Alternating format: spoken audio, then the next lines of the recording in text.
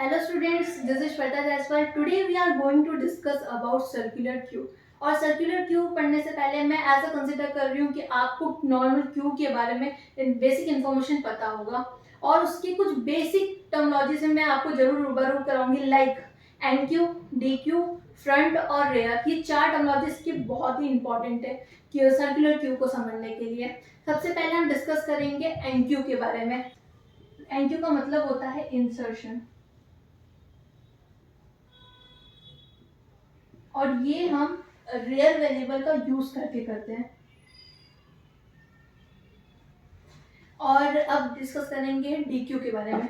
DQ का मतलब होता है डिलीशन.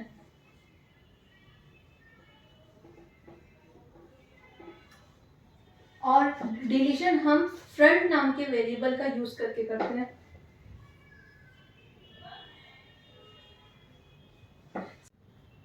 अब हम समझते हैं कि हम सर्कुलर क्यू क्यों पढ़ रहे हैं.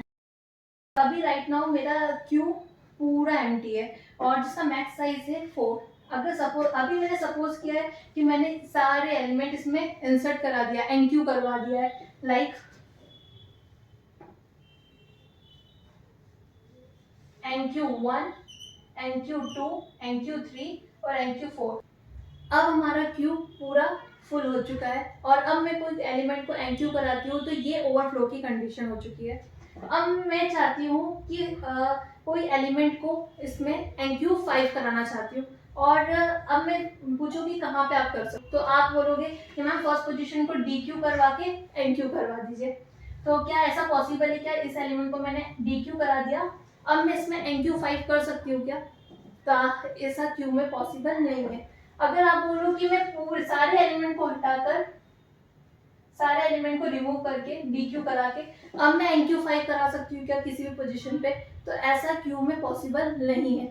यही इसका ड्रॉबैक है कि इसमें मेमोरी वेस्टेज होता है. और इस ड्रॉबैक को रिमूव करने के लिए अब हम पढ़ेंगे सर्कुलर क्यू के बारे में.